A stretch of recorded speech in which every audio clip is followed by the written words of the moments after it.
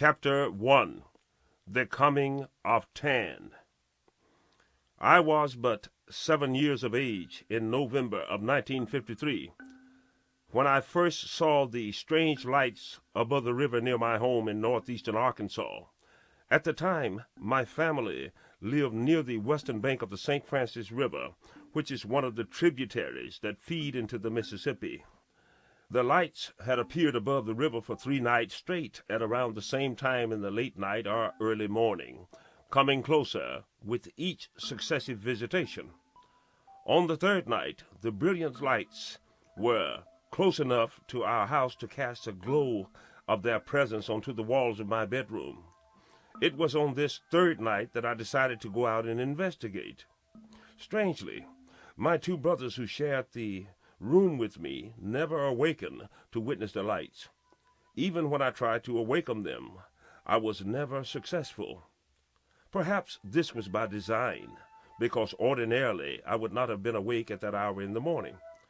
There were 4 of the lights, and I had watched them, fascinated by their aerobatic displays.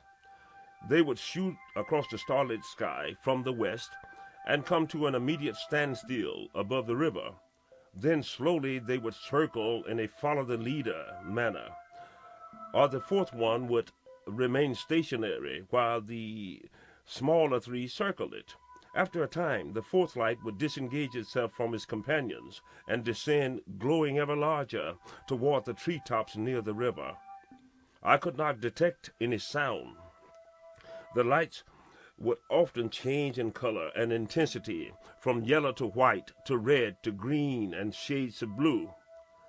And when they departed, they always buzzed the house, all 4 following in a row. It was on these occasions that I could feel the vibrations of their engines. The vibrations would grow in intensity as they passed over and diminished as they went away. They would circle back over the opposite direction, move away for a few miles, and then just stop and shoot straight upward until they disappeared into the night sky. On the 3rd night, the lights were very close, and it seemed to land behind the trees less than a quarter mile from my home. I put on my jacket and went out. Having explored the riverbank on many occasions, I was thoroughly familiar with that area. I was accompanied by my faithful and fearless mixed-breed dog, Brown Boy. We soon approached the spot where the ship had landed. Peeking through the bushes, I saw the saucer. It stood in a clearing, suspended about 12 feet above the ground, and though it was moored by 3 flexible legs, it slowly danced about like a cork bobbing on water. Shortly, the ship pulsed pinkish, and I found myself focused in a light beam emanating from the ship. Out of the light strode 2 little people. They were dressed in shiny blue jumpsuits and wore bubble-type helmets. I was only 7, but they were hardly as tall as me. My faithful dog, Brown Boy, didn't make a sound of protest as the 2 beings took me by the arms and led me toward the ship. When we stepped directly beneath the saucer, there was a blinding white light, and the next thing I knew, we were aboard. I found myself laying nude on some kind of table, similar to an operating table. I can now speak with clarity upon that first encounter, because the memories were reawakened in me through hypnosis in early 1988 by the UFO author, researcher, Barbara Simon, whom I had met shortly after my 27 December 1987 sighting over the Ozark Mountains in Arkansas, during which time I managed to take several Polaroid photos of the craft before being taken aboard for the 4th time. Since Barbara and I started these regressive hypnosis sessions, my memory of those past incidents has been returned to me with a flood of recall, so much so that it is no longer necessary to undergo the hypnosis sessions in order to key up my memory. Further, I've learned that the alien Tan told me on that last occasion that all of my memory would shortly return, possibly engineered by my meeting with Barbara. Certainly, a great number of things have transpired since our meeting to substantiate this belief. I will rehash these things in detail later in this book. When the little people first approached me on the river, I was momentarily terrified. My fear was the result of my not being able to physically resist when they laid hands upon me for the first time, and by my inability to move my arms and legs as I lay on the examination table aboard the ship. The presence of a third and fourth alien, whom I later learned to be Stygians, didn't help matters either. After we entered the craft, the two small aliens had removed their helmets, and I could now see them clearly from the waist up. The male was about 4 feet tall.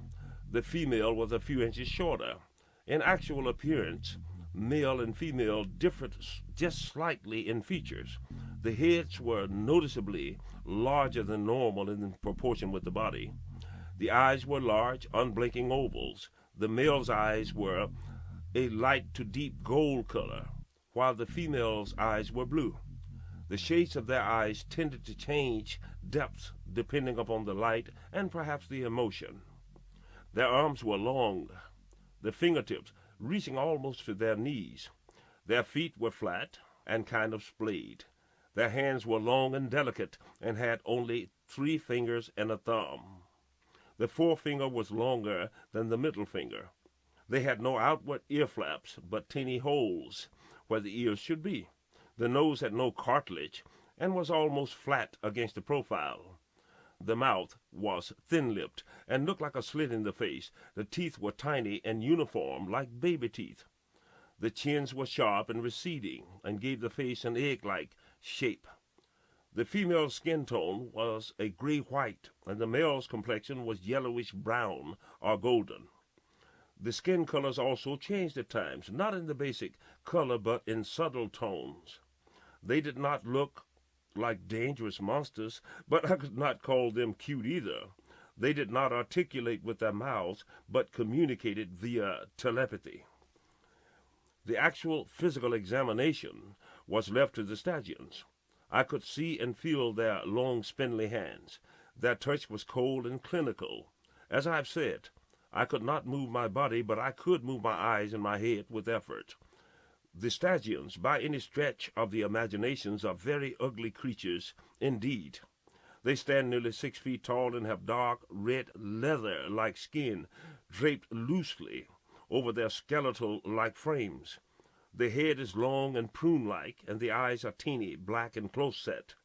Even aboard the craft, they both wore some kind of breathing device on their mouths, and at times you could hear their rapid, shallow breathing. I was later to learn that the Stygians, in spite of their physical appearance, are considered to be the pacifists, even among the aliens, because of their ability to store and retain vast amounts of data and recall and disseminate the same. Stygians hold many scientific and other brainy positions among the Biavians with whom they are affiliated. I further learned that the Stygians are the ones who perform most, if not all, of the physical examinations for the Biavians on abductees. It is apparently the sight of these ugly but harmless beings that has caused many abductees to remain terrified of the experience. Even though I am told that the Biavians have never physically harmed an abductee, yet I can truthfully make the same statement in regards to the Targs. The Stygians also communicate via telepathy. However, I could never comprehend any of what they were saying. On the other hand, neither could the Biavians understand the Stygians except by replaying or filtering their transmissions through some kind of electronic device. Strangely, I could hear and communicate with the Biavians telepathically, even as a child. Of course, they had to revert to English from their native tongue, if it can be called that. I was told that most human beings have the dormant ability to communicate telepathically, but it is more pronounced in some, especially the ones who still maintain a greater portion of the original Elohim gene. Apparently, I'm one of these gene retainers, and telepathic intercourse with the aliens comes easily to me. During my physical examinations, I was touched from head to foot, scanned with some kind of light probe that resembled a giant eye. The Stygians may have taken hair samples, toenails, skin scrapings, and saliva from me. It was while I was on the table that I started to communicate with the Biavians.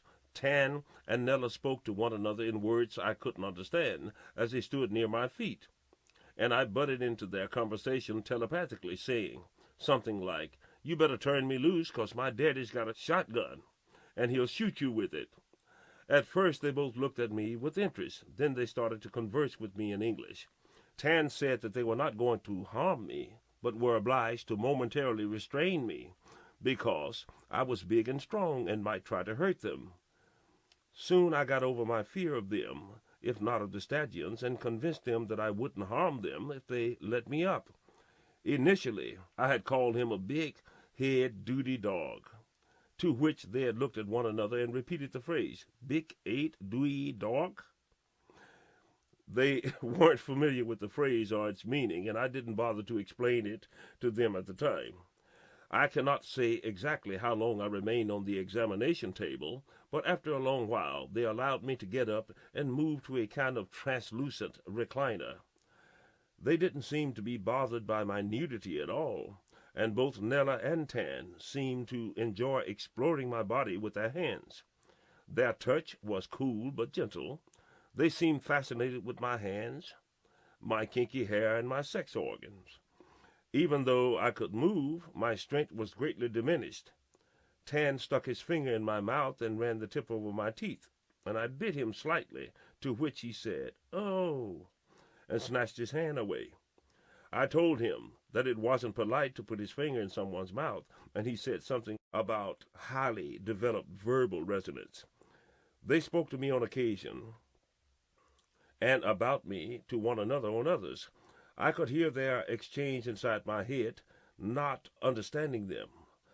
After a while, they stopped examining me and walked over to converse with the Stygians. It was then that I started to take a good look at the circular room or flight deck. The dome of the room was completely transparent, and you could see out on a 360-degree radius. Even though, depending upon your point of focus, the objects outside were distorted by the curve of the dome. I remember that when I was outside looking at the ship, the dome had appeared a solid metallic. A console, banana or hot dog shaped, covered about a quarter of the room's outer circle. I didn't see any protruding buttons or levers or even dials on the console, but different spots of pulsing color. The ship was actually piloted by a robot, that is, a metallic thing with arms that seemed to float about in front of the console. In the center of the room was a round disc-like table on which were some neon configurations, like a star chart. The exam table and other examination instruments had completely disappeared, and the Stygians now stood near another console-like thing and seemed to be working.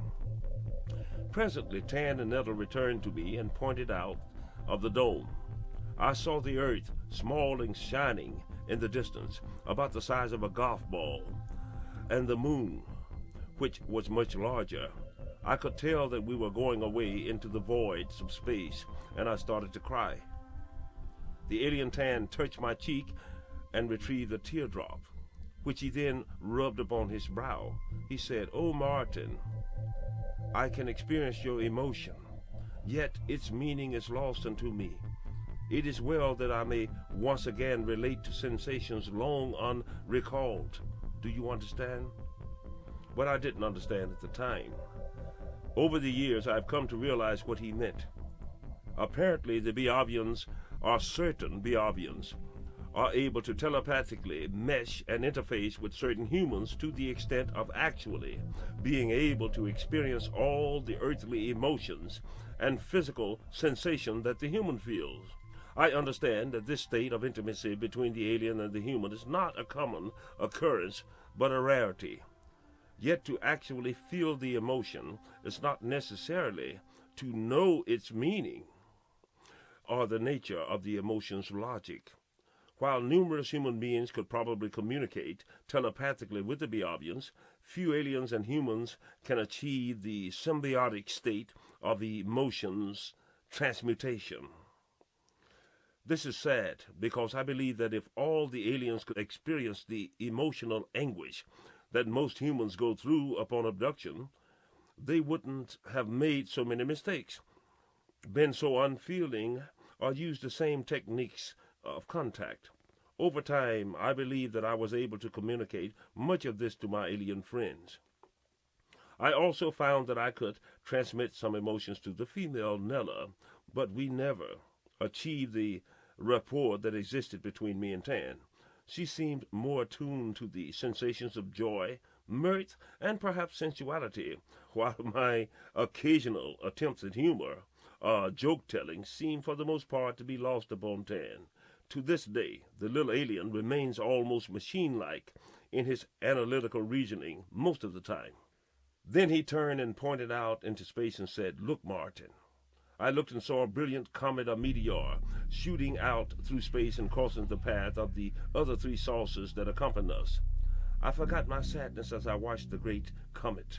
Then one of them said, "Martin, sing me a song." I guessed that I had inwardly been singing a song that my mother wrote for me to sing in church, and I began to sing it with my mouth. And the words went in this manner. I dreamed that the great judgment morning had dawned, and the trumpet had blown. I dreamed that the nations had gathered to judgment before the great throne.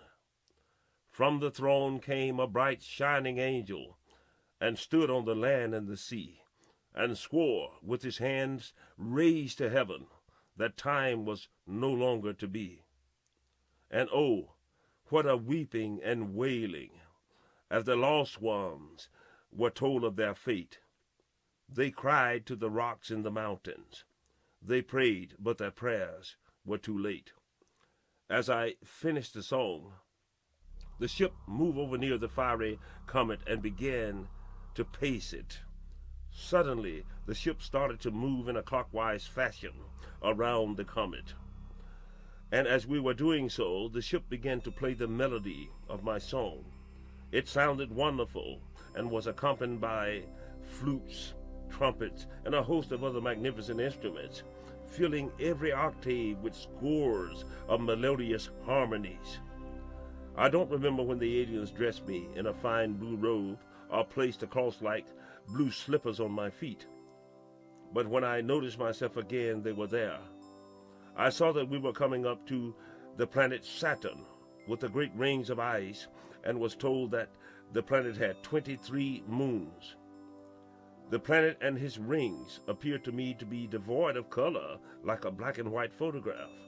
Then, as we passed one of the largest moons, I saw it, shining like some great bejeweled egg upon the azure background of the endless sky. "Behold, Martin," said Tan, "this is the vessel of our origins." This was the first time that I had laid eyes upon the great mothership. I was to visit it again on at least 2 future occasions, and it will take the contents of the latter visits to reawaken the memory of the first visit at 7 years of age. Bear with me